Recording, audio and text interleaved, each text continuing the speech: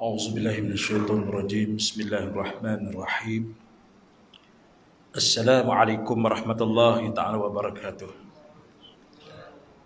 وكذا الفاتحة أعوذ بالله من الشيطان الرجيم بسم الله الرحمن الرحيم الحمد لله رب العالمين الرحمن الرحيم مالك يوم الدين رب اشرح لي صدري ويسر لي أمري واحلل عقدة من لساني يفقهوا قولي Rabbi zidna ilman warzuqni fahman Rabbi yasir wa ta'ati walhamdulillahi rabbil alamin. Yang terhormati Tuan Imam, pengurus sidang seluruh ahli jawatan kuasa masjid, para ustaz, para alim ulama, sidang Jumaah yang dikasihi dan dirahmati Allah Subhanahu wa taala. Alhamdulillah, pertama sekali marilah sama-sama kita merafakkan kesyukuran kita kehadrat Allah Subhanahu wa taala. Kerana pada tengah hari ini, pada hari Jumaat penghulu sekalian hari ini, kita dapat sama-sama menunaikan kewajipan yang Allah fardukan ke atas kita. Kita bersyukur kehadrat Allah Subhanahu wa taala pada hari Jumaat yang mulia ini. Allah Subhanahu wa taala masih kurniakan kepada kita nikmat iman dan Islam. Allah Subhanahu wa taala masih kurniakan kepada kita taufik dan hidayahnya. Allah Subhanahu wa taala masih lagi memberikan kepada kita nikmat yang tidak terhingga. Kita bersyukur kehadrat Allah Subhanahu wa taala kerana Allah pilih kita untuk sama-sama berada di rumah Allah. Mudah-mudahan kita menjadi hamba yang bertakwa kepada Allah Subhanahu wa taala. Mudah-mudahan ditambahnya iman dalam dada kita. Mudah-mudahan dengan amalan yang kita ambil pada hari Jumaat ini menjadi berkekalan di dalam kehidupan kita sehinggalah kita kembali kepada Allah Azza wa Jalla. Amin ya rabbal alamin. Alhamdulillah, pada hari ini kita telah pun berada di Zoom PKPB. Jadi keluasan Jumaat kita terbuka. Alhamdulillah, walaupun sekian lama kita hadapi berbagai-bagai suasana yang cukup menakutkan.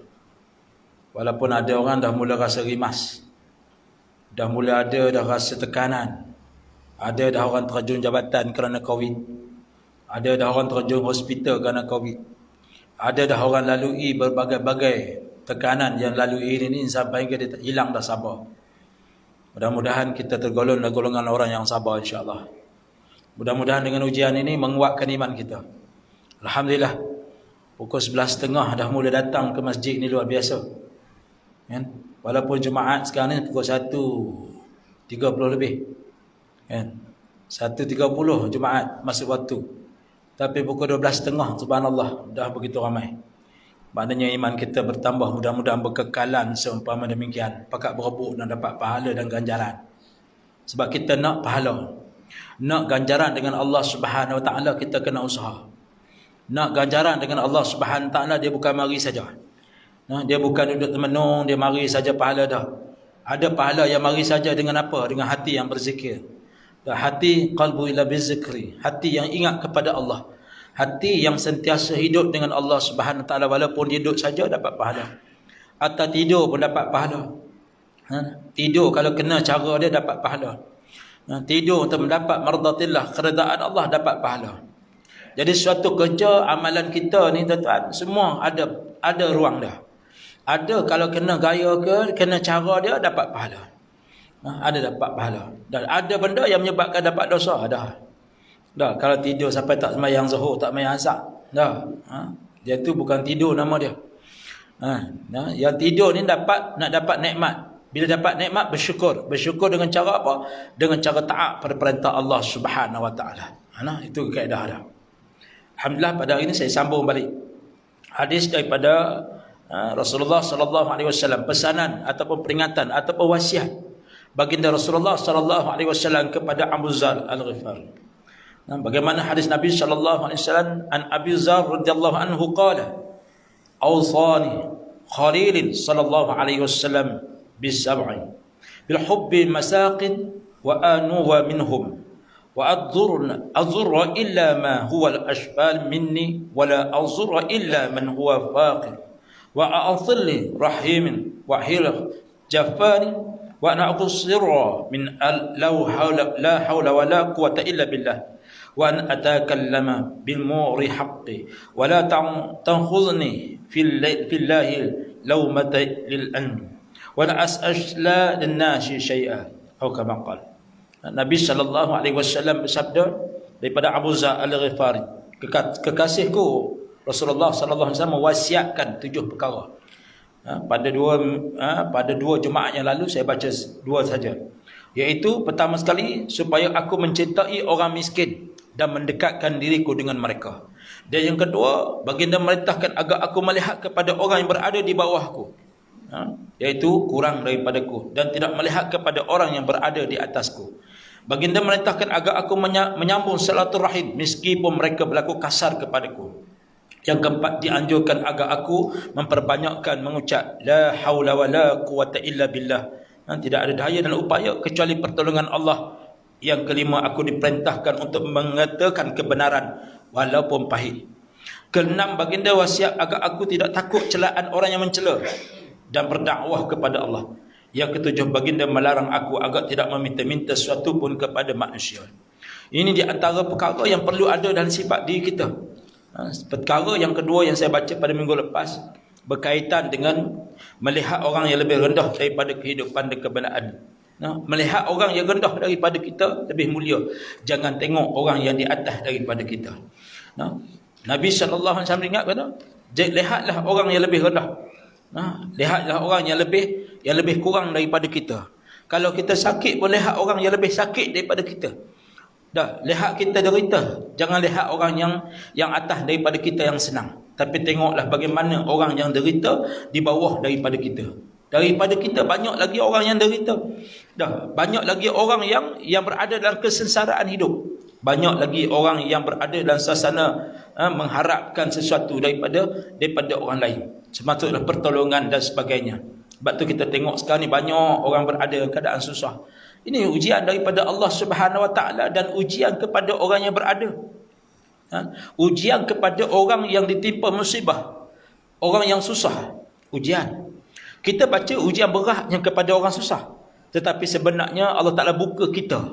Allah Ta'ala buka ruang kepada kita untuk apa dia? Untuk mengeluarkan harta kita untuk apa? Untuk kita infak kepada orang yang berada dalam keadaan susah. Itu peluang yang Allah buka. Bukan senang tentang Allah nak buka peluang kepada kita. Orang yang tertentu saja Allah pilih, mereka ini bertemu orang yang susah. Bila orang bertemu dengan orang yang susah dan dapat tahu orang yang susah, hati dia tidak akan jadi senang. Ini di antara kemuliaan yang diletak kepada jiwa orang mukmin. Kata Imam Al-Ghazali, di antaranya kata Imam Ghazali, mulianya hati seorang mukmin itu apa dia melihat orang yang derita. Mulianya hati seorang mukmin apa dia melihat orang susah. Mulianya hati orang mukmin apabila dia melihat orang lain lebih rendah daripada dia. Sebab tu kita bila tengok orang senang, alhamdulillah. Bila tengok orang sihat, alhamdulillah. Sebab apa? Kalau kita ditimpa musibah, sakit, mungkin kita akan beranggapan kita ini jahat, teruk. Tetapi kita cuba tengok entar. Berapa ramai orang kecil manis? Ada orang kecil manis sampai perekat kena kerat kaki. Kita tengok kita kecil manis, kita ni sampai perekat kaki tak kena kerat lagi. Ada orang lebih susahnya, kita rasa kita susah dah. Tapi ada orang lain sampai hingga berah untuk makan pun tak ada. Ada orang tak ada berah nak makan. Ada satu mesej sampai ke saya pada hari Selasa lepas. Seorang hamba Allah ni dia hantar mesej kat saya, dia kata apa? Dia kata dia amat perlukan bantuan. Saya ingat ke bantuan apa? Saya pun tanya dia bantuan apa yang nak tu? Saya ingat ke mungkin duit ringgit ke apa sebagainya? Tak. Dia kata dia perlukan kepada makanan sebab dia tak ada makanan. Tuan-tuan dengar cerita bagaimana seorang hamba Allah mencuri roti dalam kedai. Roti itu tak sampai RM30 pun. Dia curi dalam satu Tesco, di pasar raya Tesco. Maka orang Tesco ni panggil polis mai. Polis pun pakat mai pegang dah. Tanya dia. Tengok curi roti. 3 bungkus je roti tu. Ambillah roti ni pergi balai. Polis ni tanya dia, pasal apa kau curi? Dia kata apa? Anak saya dah 3 hari tak makan. Anak saya dah 3 hari makan Maggi yang harga 3 rupang tu. Hak yang harga 30 sen satu tu. Bayangkan 3 hari dah makan Maggi tu. Maka polis tadi tak sampai hati nak dakwa dia. Maka polis pun faham. Polis pergi rumah dia. Nak tengok betul ke tidak? Panggil anak-anak dia siasat. Nah, tengok-tengok betul rupa anak dia, 4 orang anak dia tak makan. Anak dia cuma makan Maggi saja. Dah tak makan nasi 3 hari. Cuba kita bayangkan. Berarti dalam hidup kita ni susah ke? Dah kita tengok dah peti ais, dah standby dah untuk 3 hari kita nak makan. Nah, bukan 3 hari tak ada, 3 hari dah. Dah akan ke depan ni dah standby dah dalam peti ais. Ayam dah ada dah, ikan dah ada dah, sotong dah ada dah, beras ni 3 guni susung. Tu pun duk harap zakat lagi. Dah 3 guni duduk rumah dia, duduk harap bantuan lagi. Ya Allah. Dah duk harap bantuan lagi. Tak lambat sampai bantuan marah. Dah mana amil zakat ni sampai tak mari tengok kita. Padahal 3 guni duk susun rumah dia. Dah subhanallah. Tak patut tu. Dah ada saudara kita yang memerlukan. Dah sebab tu kita ni kena sedar. Dah sedar apa dia? Sedar kedudukan ada orang lain yang lebih susah. Sebab tu kekayaan yang Allah beri kepada kita ni sebenarnya ada peluang. Peluang untuk mencapai martabat. Nak mengejar satu kenikmat daripada Allah Subhanahu taala. Allah berikan kepada kekayaan. Nah, sebab tu kita ni kena buang sifat-sifat apa dia? Sombong, riak, dah deki korang dan sebagainya. Pasal apa ni? Di antara benda-benda perkara-perkara yang boleh merosakkan diri kita sendiri. Yang duk makan amalan kita ni tetap bukan benda lain. Jasad kita sendiri yang duk makan amalan kita. Yang duk buang pahala, duk rosak pahala sampai hingga ni kata buta hati, buta perut ni. Sampai tak nampak Islam, tak nampak kebaikan Islam, tak nampak perjuangan Nabi SAW. Tak nampak bagaimana susah payahnya Nabi SAW dan para sahabat. Pasal apa kita jadi macam tu? Sebab ada penyakit. Dah, ada penyakit dalam diri kita. Saya dah sebut dah penyakit pada minggu lepas apa dia? Al-Futur. Salah satu di antara penyakit iaitu melengah-lengah. Al-Ijabu bin nafsi. Penyakit apa? Syok sendiri. Rasa hebat dah, rasa kaya dah, rasa senang dah. Dah rasa semua dah. Dah, tapi dalam keadaan rasa semua tu nak lagi. Dah, tak nampak orang yang lebih susah ni pun jadi masalah. Dah, akhirnya jadilah macam-macam. Mulalah mari penyakit hasad dengki, sombong, riak dan sebagainya. Dah, sifat-sifat mazmumah ni dah mari dalam diri kita. Hak ni yang duk makan amalan kita sikit-sikit. Dah, akhirnya hati kita jadi hitam. Dah, tak nampak kebaikan Islam. Dah, nak mari semayang pun nampak dalam keadaan tertentu je perlu semayang. Rasa jemaat ni rasa macam wajib sangat-sangat. Dah, pada hal zuhur, pada hal asar, pada hal subuh. Dah, subuh, subhanallah. Padahal sekarang ni subuh pukul 6.30. 6.23 subuh, subhanallah. Dekat 6.30 baru semayang subuh. Sudah beri salam dekat pukul 7. Dah, nak wirid panjang pun takut. Pasal apa? Tengok jam pukul 7 lah. Padahal pukul 7.30 gelap lagi. Dah, padahal kita tuan-tuan berapa ramai yang kita boleh bangkit pukul 6.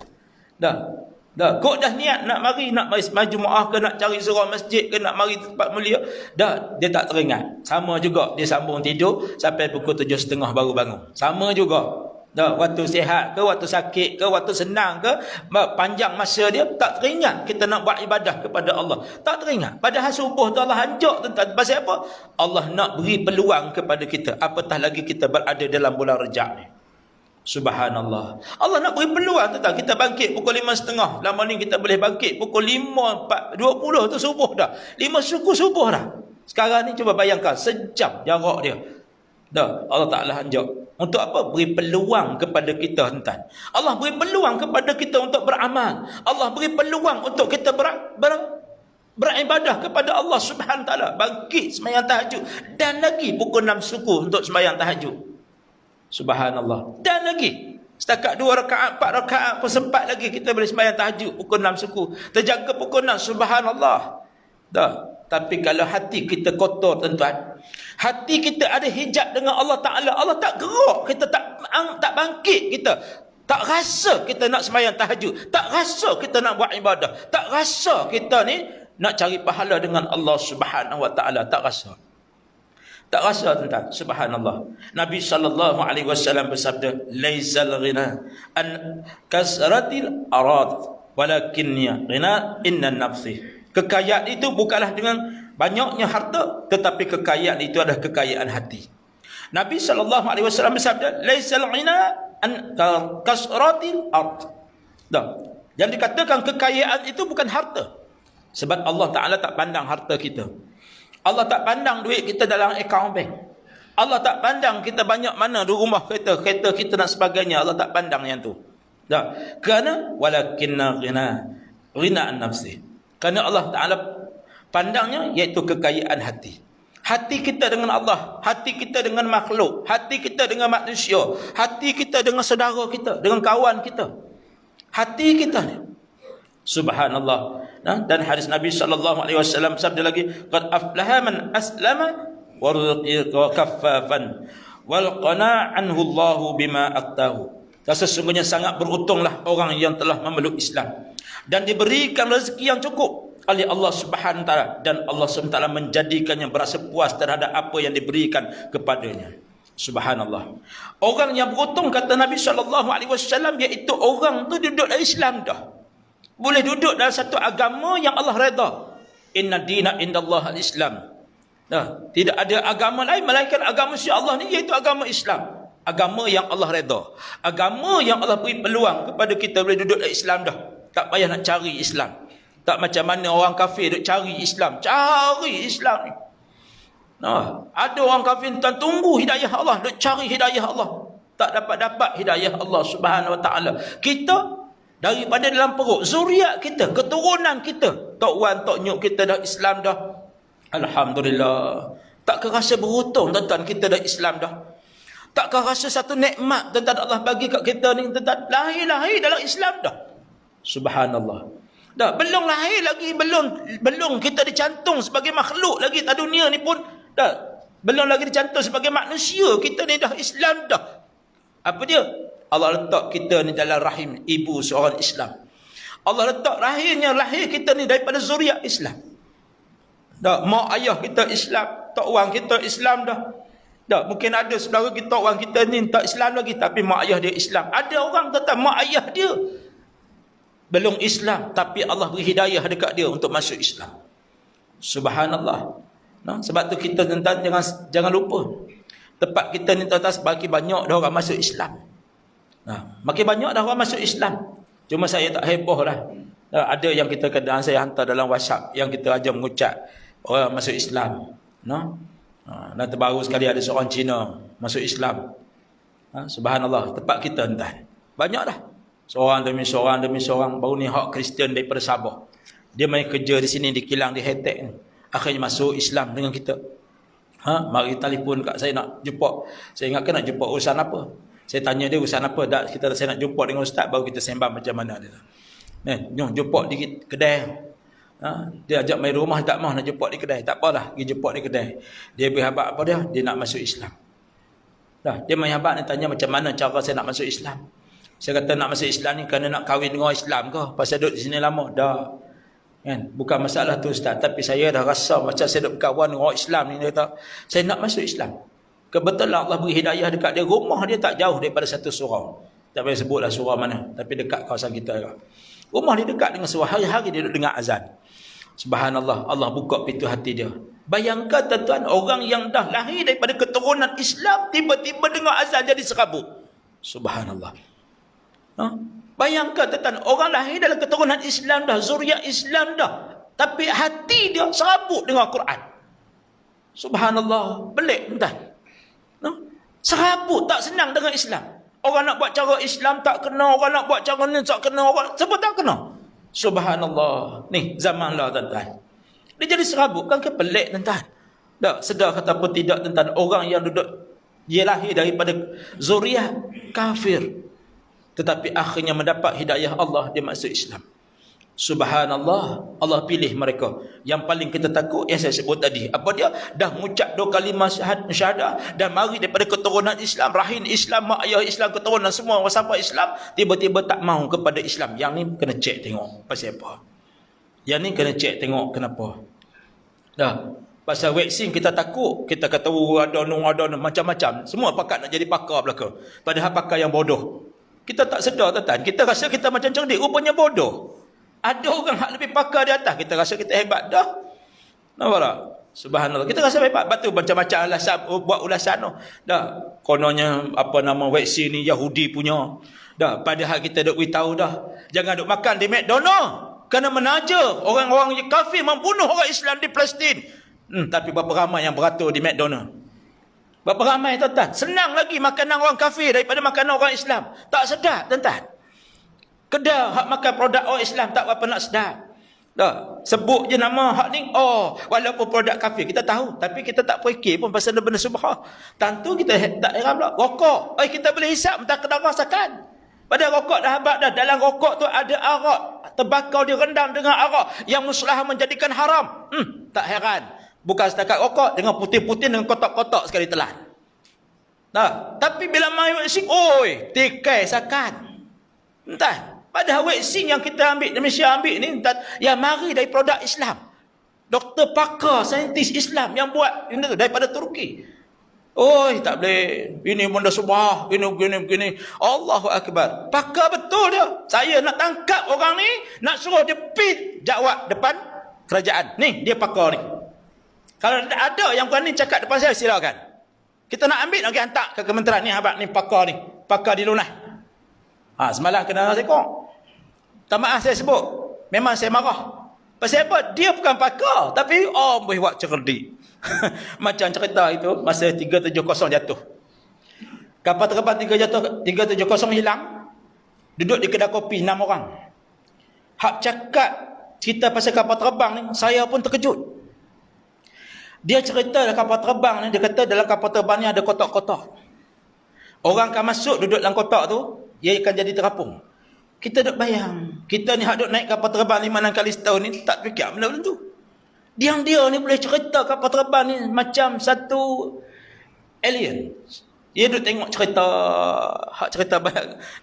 Dia nampak macam bayangan macam tu. Kita boleh fikir, ya betul, tak apalah. Dia duduk belakang saya, 6 orang. Dia duk cerita ni macam betul. Dia pernah naik kapal terbang. Saya duduk saya tengok orang terbang. Kita pun tak apalah. Lama tu saya kali dah. Saya kata, bang, berapa kali dah abang naik kapal terbang? Tak naik dah lagi setakat ni. Tengok tu 6 orang dia berbohong kawan tu, perkenal kawan tu. Kawan hak dengar ni celaka, dengar ke nahan tu. Naik, cerita. Ni nak abang kata pakar. Ada, ni manusia. Nampak? Hak bila kita cerita hak betul, tak apa dengar. Dah, tetap duk beratok ke dalam ekor. Dah, hak ni tetap. Hati ni berat. Nak mari semayang tak rasa, nak main masjid tak rasa, tak rasa, tak rasa. Hak ni kena cek tengok hati dia. Tak mana yang silap ni. Hak ni kita kena cek ni kan. Kita kena muhasabah. Ya Allah, pasal apalah aku ni dengar azan Zuhur je. Tak apa berat nak main. Dengar azan asar tak apa berat nak main takbir. Tak rasa nak main. Kena cek. Dah. Bila tengok orang berjuang Islam ke, orang menegakkan Islam ke, orang dia tak rasa teringin. Kok lah sama-sama nak sokong orang berjuang Islam. Dah. Dia jadi serabut. Dia seronok lagi orang kapiak tak apa. Sebab dia kata tak. Kapiak pun belum tentu lagi. Jadi huru-hara. Islam belum tentu beri keamanan. Tu tengok. Hak ni kena cek hati dia tengok. Hak orang Islam buat belum tentu sedap. Hak orang kafir buat memang confirm sedap dah, repah dah. Contoh. Nampak dah. Dah buat kepala kari, kepala ikan je. Dapat bayangan dah repah apa. Dah. Nampak dah contoh. Dah nak abang kata ni, sampai perekat macam tu jiwa kita kena cek tengok. Tak mana yang silap, tak mana yang tak kena ni. Sebab apa? Sebab manusia ni, siapa yang Nabi kata, beruntunglah sangat bagi mereka itu. Maka man aslama, dia duduk dalam agama Islam dah. Dia duduk dalam agama Allah Subhanahu Wa Taala. Maka waktu saat itu Allah cukupkan baginya warizqan, rezeki dia. Allah cukupkan rezeki dia. Subhanallah, kita rasa kita lebih cukup dah hantar. Kita naik motor, ada orang terpaksa naik basikal jalan kaki. Ada lagi orang jalan kaki, tuan-tuan. Jangan duk sangka kita orang semua senang naik kereta semua dah, belum. Tunggu tuan-tuan. Kadang-kadang kita ni tuan-tuan Allah naik kereta punya nak laju, nak belagak, tuan-tuan orang naik motor, kita buat hong punya sakit hati tiap numbuk. Subhanallah. Ni kita kadang-kadang rasa nak marah kat orang jalan kaki. Nampak tak? Kita nak marah kat orang naik basikal. Tak? Tapi jangan disangka tuan-tuan. Sampai satu hari nanti kita ni takut-takut Allah tarik kita. Tu dia. Duduk jalan kaki. Na'udzubillah. Nampak? Sebab kita jangan disangka. Ni Allah bagi ni tuan-tuan. Sebahagian saja. Betul kita ni kena faham. Kehidupan yang kita alami hari ni. Untuk apa dia tuan? Untuk mengabdikan diri kepada Allah. Wa ma khalaqul jinna wal insan illa liya'budun.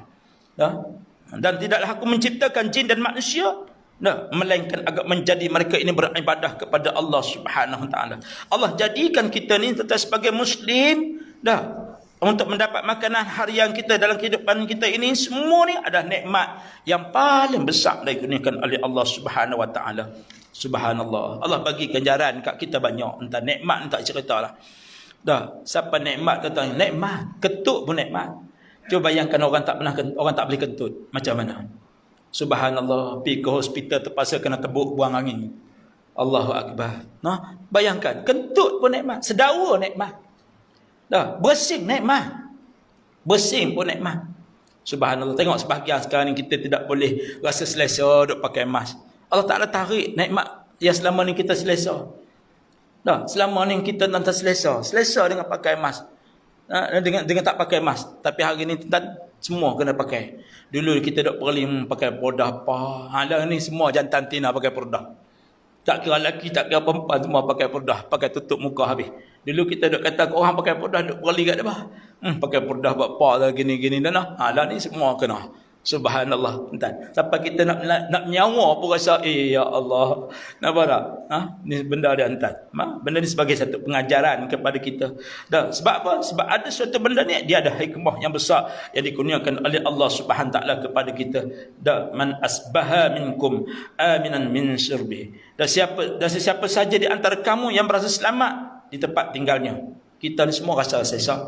Tempat tinggal kita rasa selamat dah. Duduk Taman Sejahtera ni kita rasa zon selamat dah. Jauh daripada laut, jauh daripada bukit. Dah nak air laut nak sampai tak akan sampai.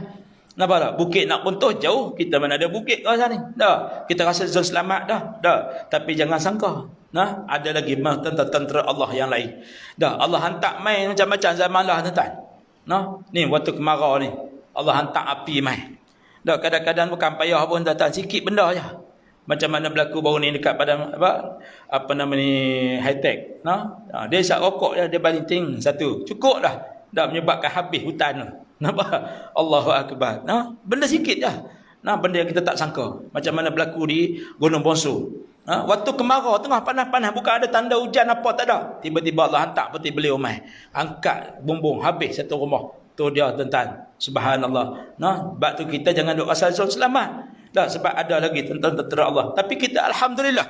Dah, kita bersyukur Allah Taala bagi tempat kita duduk di sini. Dah, kita pun tak sangka tuan-tuan. Macam mana orang duduk di Banak Permata. Dulu siapa lalu kot tu hutan cerah tuan-tuan. Siapa tak? Kalau orang Semawa buat rumah dalam Taubat tak mau ah. Dah, semua. Kalau orang bagi tanah mai pergi buat rumah dalam hutan tu. Tak mau masa tu. Tapi lah tengok jadi apa? Jadi bandar. Dah, 270,000 tuan-tuan rumah dalam tu. Kita pun tak sangka. Dulu kalau kita orang suruh buat pondok free dan tu pun haram tak mahu duduk kan. Nampak? Ni tanda Allah Ta'ala buka kat kita. Dah, yang penting apa dia? Kita bersyukur dengan apa yang Allah beri. Mu'afan fil jasad. Dan Allah berikan kepada kita apa dia? Kesihatan tubuh badan. Ni nikmat Allah bagi tuan. Dah, Allah bagi kepada kita mu'afan fil jasad. Allah bagi kepada kita kesihatan tubuh badan. Alhamdulillah. Lah ni kita boleh sihat lagi, boleh main semayang lagi. Dah, orang tutup pagar awal pun marah. Dah, kita rasa kita layak semayang. Dah, tiba-tiba nak main tak boleh masuk. Hai, tengah ada pasal. Nampak tak? Waktu saat itu baru kita rasa tentang bagaimana orang sakit yang nak main semayang macam mana. Orang sakit bergerak hati nak main semayang walaupun dia tak boleh bangun. Subhanallah. Ada orang tuan-tuan sampai hingga Allah Ta'ala hantar dia isteri boleh bawa kereta main hantar suami main semayang. Tu pun husung masuk masjid. Ada seorang hamba Allah ni tuan-tuan, subhanallah, Allah muliakan hati dia. Tiap-tiap waktu semayang isteri dia akan bawa kereta parking depan tu. Suami tak boleh nak berjalan. Nak berjalan kaki nak masuk masjid tak boleh. Duk tunggu dalam kereta tu. Siapa main awal tu angkat dah masuk. Allahu Akbar. Tapi hati dan jiwa dia duduk di masjid. Akhirnya dia mati di mana? Dia mati dalam masjid. Dia mati dalam masjid tengah duduk dengar kuliah lepas sembahyang maghrib. Subhanallah. Mudah-mudahan rohnya bersama dengan salafus salih. Nak cerita apa dia? Apabila hati kita mulia, Allah akan matikan kita dalam keadaan mulia. Subhanallah. Allah berikan kita. Sebab tu sihat tubuh badan. Alhamdulillah, sihat tubuh badan ni. Kita bersyukur sangat-sangat. Pasal apa? Ada orang lain tak boleh nak makan. Ada orang lain ni, walaupun makanan banyak, dia tak boleh nak makan. Macam saya cerita minggu lepas kan. Dan pergi umrah tu bukan main, duit banyak. Sponsor kat kita duduk di Swiss Hotel. Swiss Hotel. Tu hotel ni kira hebat. Sebilik berapa malam. Sponsor kat kita. Tak apa Ustaz, saya bayar. Ustaz, yang pentingnya jadi pemutawis saya. Jalan bukan main, mulut bukan main, dah cakap. Tapi bila nak makan, tengok-tengok dia makan nasi kosong, minum air kosong lah. Gula sebiji gula pun tak boleh makan. Garam seketir pun tak boleh makan. Kuah yang masin tak boleh. Yang manis pun tak boleh. Apa pun tak boleh. Lah kali makan nasi dengan air kosong. Subhanallah. Kita bayangkan. Dah, Allah Ta'ala bagikan dia badan sihat, tapi dia ada sakit dalaman. Subhanallah. Nampak. Tapi mulianya hati dia waktu saat itu apa dia? Kekayaan yang dikurniakan oleh Allah Ta'ala, dia manfaat. Manfaat apa? Dia bagi ke orang. Sedekah ke orang. Bantu orang. Subhanallah. Ni kata kemuliaan yang Allah berikan kepada seseorang. Sihat tubuh badan. Dan yang ketiga apa dia? Dia memiliki makanan pada hari yang itu. Allahu Akbar. Wa indahu qurwatul yaumihi. Allah Ta'ala bagi dah makanan hari ni. Bukan hari ni, hak malam karang dah siap dah di rumah kita. Hak 3 hari ni ada dah dalam rumah kita. Hak 3 hari ke depan, hak esok dah ada dah. Cuma menu yang tak tahu nak Masya Allah. Ada dah. Sekali pergi kedai je 4 ekor ayam. Siap dah untuk 4 hari. Subhanallah. Ada orang prepare dah sebulan dalam kereta, dalam rumah dia. Prepare dah. Ni masuk bulan Rejab. Prepare dah nak raya. Bukan kata nak puasa, nak raya. Masuk bulan Rejab, dia bukan fikir Syaban. Dia bukan fikir nak raikan Ramadan. Tapi dia raih tu. Hak raya tu siap dah dalam rumah dia. Baju raya siap dah. Nah, kuih raya fikir dah nak buat kuih raya apa tahun ni. Nampak tak? Agak bincang dah nak raya di mana. Agak-agak tahun ni PKP buka ke tak buka. Dia bincang dah. Dia tanya saya ni dah. Banyak dah, ramai dah tanya saya. Ustaz, tahun ni agak-agak puasa kita, raya kita macam mana? Wallahu a'lam, nampak raya tahun ni macam tahun lepas juga. Saya kata gitu. Nampak tak? Alhamdulillah, tak perasan dah. Puasa kita tahun lepas ya adalah puasa yang terbaik. Duduk dalam rumah semua kurung. Raya pun Alhamdulillah tak ada membazir apa. Tak kalut apa. Makanlah kayu buruk pun kayu buruk lah. Nampak tak? Duk ulah tu. Kacang duk tengah tu. Hak tu je kita duk habis. 4 balang kita seorang sehari habis. Tak nak buat apa lah. Duk rumah, duk melengung depan balang tu. Nak harap orang mai tak mai. Nak tu dah. Lah kali kita ya duk rumah. Lah ada makcik tu suami isteri. Dia di rumah. Dia masa belum daripada tu dia duk abang kat saya. Dia tahu Ustaz kali ni nampak raya-raya ni kita boleh buka tak tahu. Itulah saya pun dah buat hulu dah 4 balang tu Ustaz. Alih-alih 4 balang tu dia 2 orang tu yang habis. 2 orang tu je habis 4 balang tu. Dah nak harap siapa tak boleh mai. Dah kita standby dah. Duk pakat dah ni. Bila subhanallah walaupun nak pergi ke Jeka tak nak pergi sebab tutup. Dah nak pergi ke Tesco nak pergi beli baju di kandar kain tak nampak dah entan. Dah lah ni orang beli yang canggih. Tekan telefon dah. Malam-malam lepas malam Isyak pukul 9 dia start dah jual kain dalam Facebook. Sampai pukul 2 pagi. Macam-macam. Subhanallah. Ni zaman dunia, zaman lah. Subhanallah. Allah Ta'ala bagi. Sebab itulah. Maka seolah-olah apa yang dia miliki itu adalah dunia keseluruhannya. Allahu Akbar. Nabi kata gambarkan pada fa'akannama izat lahu ad-dunya bihadza bihiri. Maksudnya apa dia? Seolah-olah dunia tu waktu tu dia miliki semua dah. Semua ada dah kat dia. Sihat ada dah. Makanan ada dah kat dia. Kekayaan tempat tinggal ada dekat dia. Semua benda ada dekat dia. Maka apa dia? Maka seolah-olah Allah Ta'ala bagikan kepada kita bihaza fihri. Dan maka seolah-olah dunia tu hak dia punya. Tak ada siapa dah punya. Subhanallah. Sebab itulah kita ambillah gambaran. Dan apa yang Allah kurniakan kepada kita nikmat yang cukup besar. Allah bagikan anak-anak. Dah ada orang tak ada anak, entar. Dah ada orang akhtiar macam-macam, tak tahu nak buat anak dapatkan anak, pergi cari macam-macam lah petua. Dah doktor kata kena tebuk pun buat, entar. Pasal apa nak dapatkan zuriat. Jadi orang ada zuriat kena bersyukur. Rabbana Allah Taala perintah dah, ya ayyuhallazina amanu qu anfusakum wa ahlikum nar. Dah, kita ambil yang tetan. Allah perintah wahai orang beriman, peliharalah diri kamu dan ahli keluarga kamu daripada bakaran api neraka.